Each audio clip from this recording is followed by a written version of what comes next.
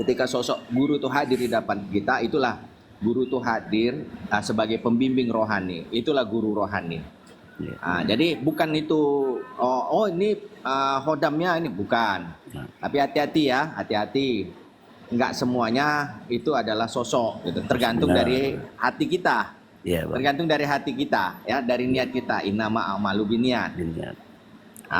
Jadi dalam kehidupan pun begitu, seakan-akan suara guru itu tepat itu, seakan keras sekali kalau kita ada yang salah atau apa, itu di telinga itu sering, atau di batin tuh kok kita merasa diawasin terus gitu kan. Iya, 24 jam.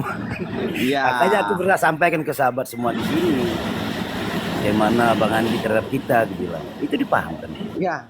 Jadi itu yang namanya dipantau. Jadi seorang mursyid, seorang guru itu bukan hanya dia bisa menyebar ilmu-ilmu, tetapi dia juga harus memperhatikan siapa sih yang menjalankan apa-apa yang diajarkan. Karena apa-apa yang diajarkan itu akan menjadi tuntutan bagi dirinya nanti. Ketika seorang salik, ketika seorang murid itu tersesat ya, dan dia merasa itu sudah mapan, maka kewajiban seorang guru untuk meluruskan.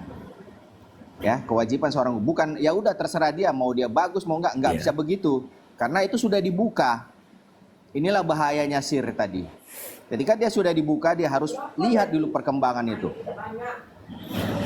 Nah, jadi makanya itu kalau dia berhasil dikatakan Allah ridho kepada diri dan dia mendapat hidayah, alhamdulillah, amal jariah terus mengalir untuk sang guru. Amin. Tapi itu ya tadi, makanya jangan ada keakuan. Itu diajarkan selalu. Nah, jangan ada keakuan. Dan kita merasa guru dan kita merasa lebih pintar daripada. Kadang-kadang murid itu bisa melebihi daripada gurunya. Dan guru harus terima. Ya, terus keduanya bahayanya begini tadi, kalau sudah melebihi dan kita hilang adab kita, nah itu yang bahaya. Iya, itu terputus secara otomatis, terputus dia sanadnya. Artinya gini, ketika dia sudah merasa tidak perlu lagi oleh gurunya dan dia bisa, itu istilah Bang Andi buka lapak. Makanya Allah putuskan itu rasa.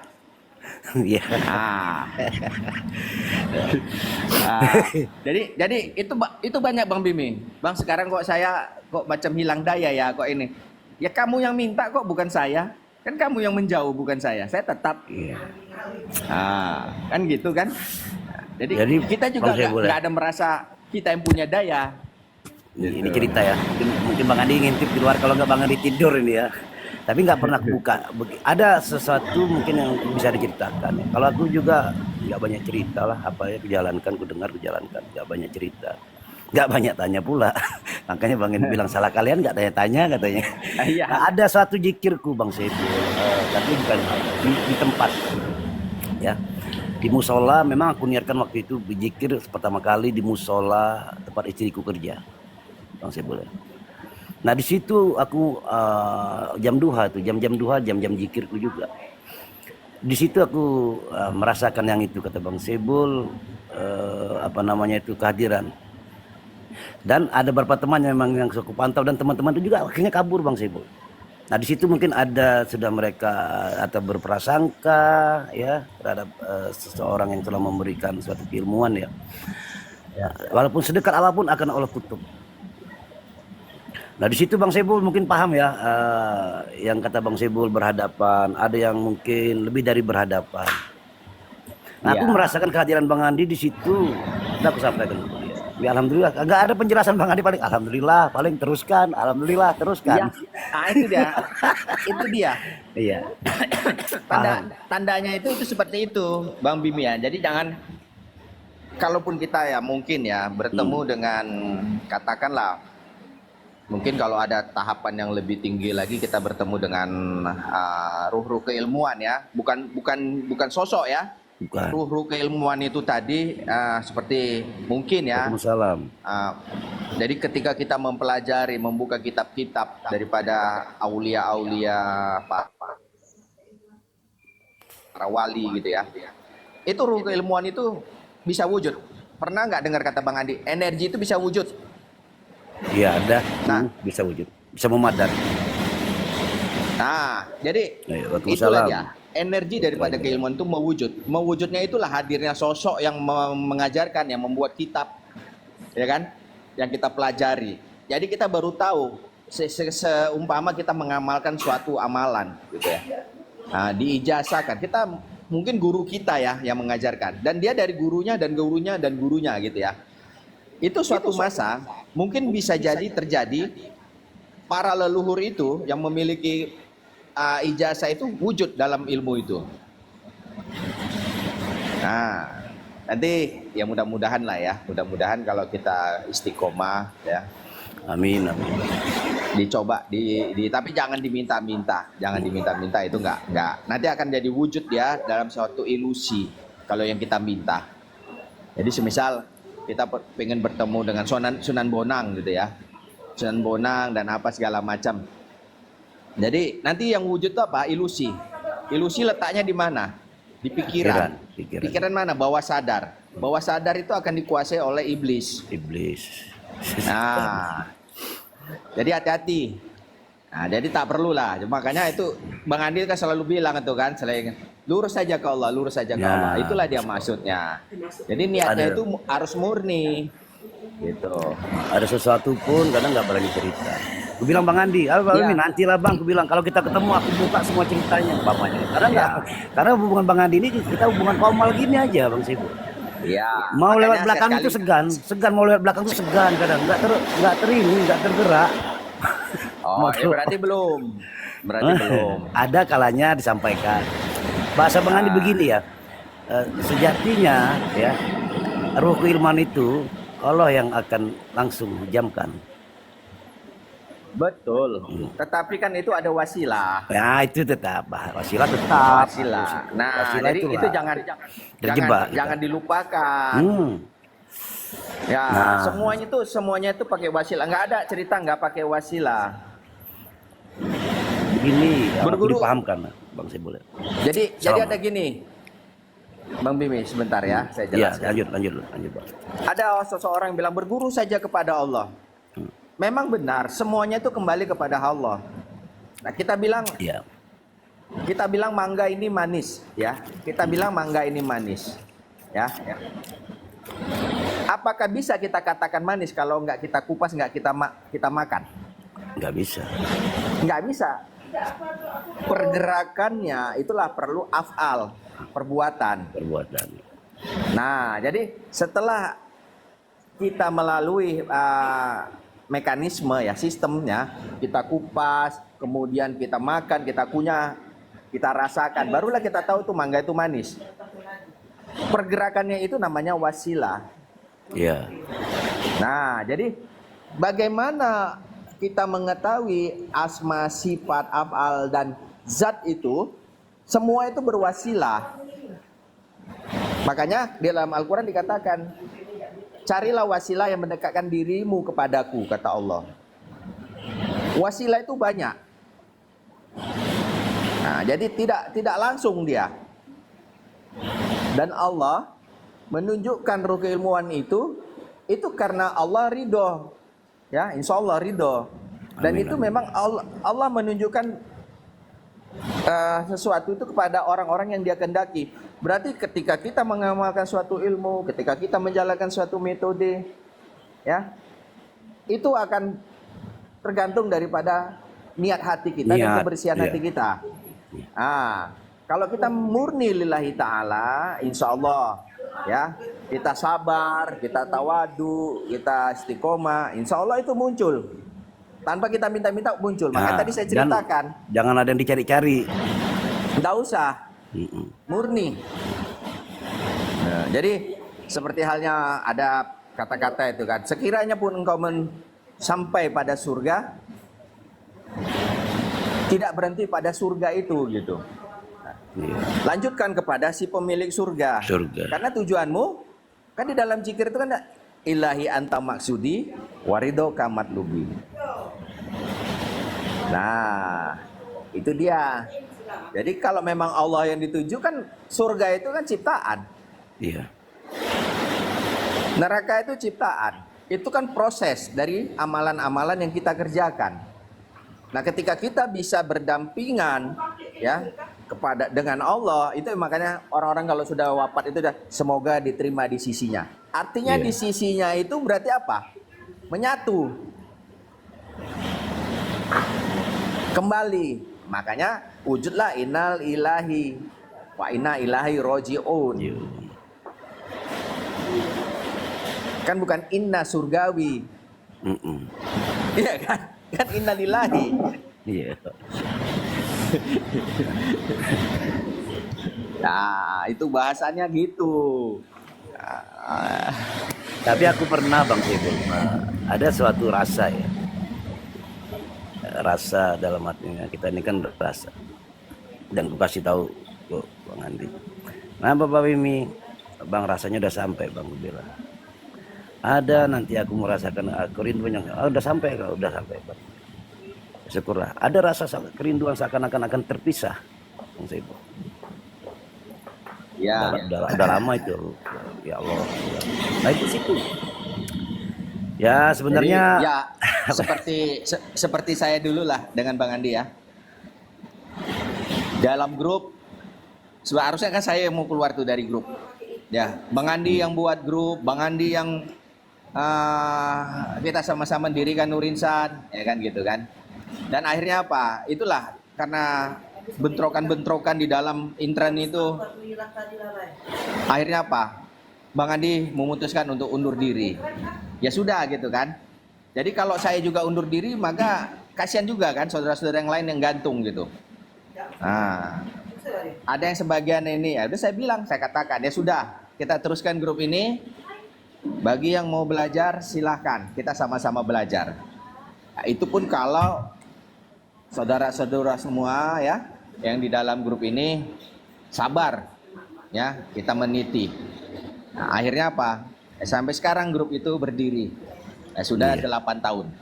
Alhamdulillah gitu. Dan semakin banyak itu Bang Bimi dipisahkan orang-orang yang memang yang pernah kemarin saya ceritakan itu kan. Iya. Jadi ya kita ndak usah berandai-andai. Kalau memang itu menjadi amanah buat kita pasti Allah berikan itu. Ya, seperti halnya Bang Bimi ya, buka Komal, buka Room. Ya kan tadinya kan nggak bermimpi. Enggak. Akhirnya apa? Ada saudara-saudara yang terhubung, ada saudara-saudara kita yang mampir. Ya seperti itu. Jadi nggak usah kita merasa apa, itulah kata Bang Andi, jangan mengkultuskan. Nggak boleh mengkultuskan. Benar itu. Nah, antara mahabbah dan mengkultuskan itu rawan. Ya rawan. Makanya pada saat mengkultuskan akan Allah hijab. Akan Allah pisahkan. Walaupun umpamanya pernah ketemu, pernah berdekatan jasa. Ya. Ya saya sama Bang Andi bagaimana? Udah seperti abang adik kan? Iya.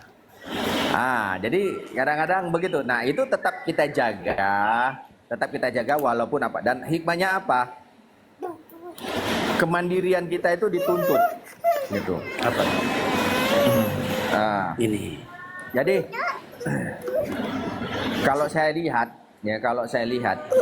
itulah yang kalau seseorang disebut guru, maka dia harus ada wujud ilmunya. Siapa itu? Penerusnya.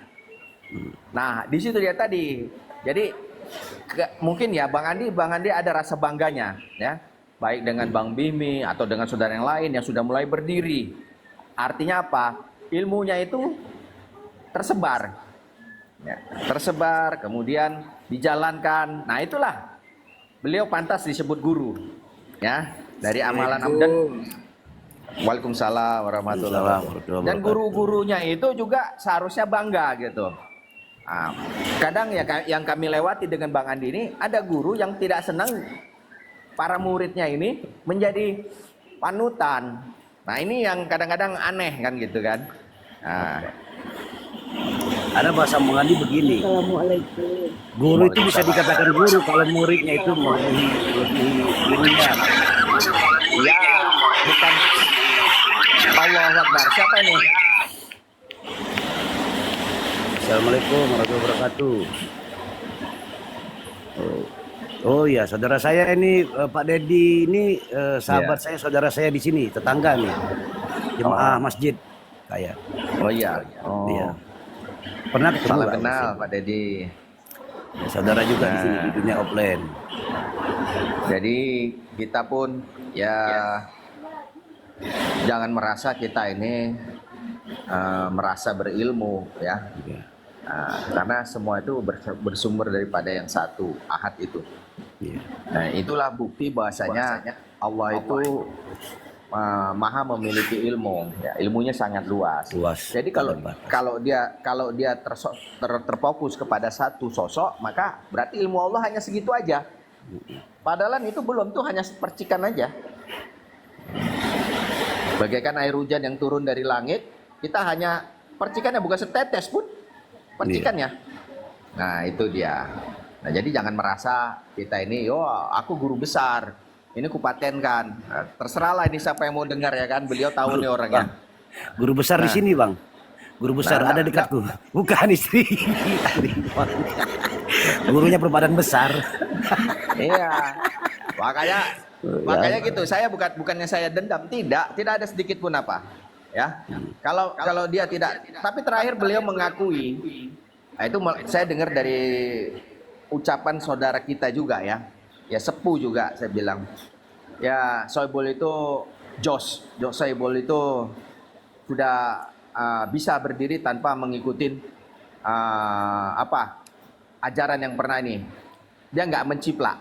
Ya memang gitu kan. Insya Allah saya tuh nggak ini, karena apa? Itu sudah dia akui. Nah, jadi daripada kita terus ribut, kita terus dipantau begitu kayak setan ya kan. Nah, saya mau tunjukkan, bukan saya mau membanggakan, tidak. Ya mungkin kita berdiri pada makom yang sama ya gitu. Nah, tetapi nggak usahlah itu dipatenkan dan itu menjadi hak dia. Nah, akhirnya apa? Kejelekan-kejelekannya muncul sendiri. Kasihan saya.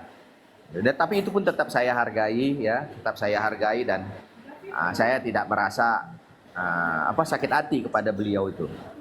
Nah, tetapi ya cukup gitu.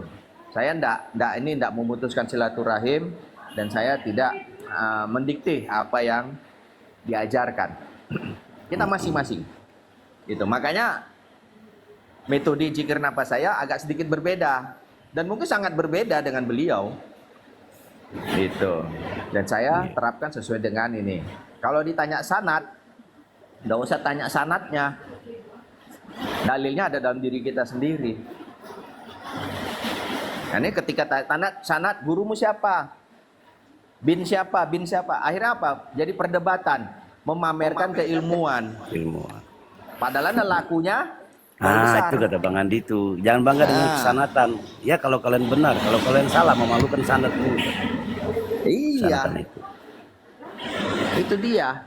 Jadi nggak usah. Jadi ambil pelajaran-pelajaran itu. Kalau kita memang pengen belajar, apakah ini tersambung kepada Rasulullah? Ya tanyakan saja kepada diri kita. Bismillahirrahmanirrahim, sanadnya kemana? Sholawat sanadnya kemana? Itu saja. Jadi kalau tidak sesuai dengan Al-Quran dan Sunnah, tinggalkan. Itu saja. Kita orang ya, manusia itu diberikan akal dan pikiran. Harus cerdas, harus kritis. Tetapi kritisnya kita itu bukan karena ego ya, ilmu yang sudah kita dapatin langsung kita debat, jangan. Kalau belum kita rasakan, kalau belum kita lakoni, jangan komentar, itu namanya usil. Banyak sekali orang kayak gitu, mau menunjukkan. Nah, makanya lebih baik diam kita kan. Bang Sebul, ada Ya. tamu kita Bang Sebul, ketemu dari Sungai Mahakam. Ya, sahabat kita, saudara kita juga dari Sungai Mahakam, Bu Naga. Naga Bonar. Naga Mahakam dari Sumatera, dari Danau Toba. Nah ini Naga. Dia sering mampir di sini. Alhamdulillah, salam kenal. Iya. Ya Bu Naga, Bang Sebul juga ada keturunan Naga juga, Naga Bonar. Sama-sama Naga.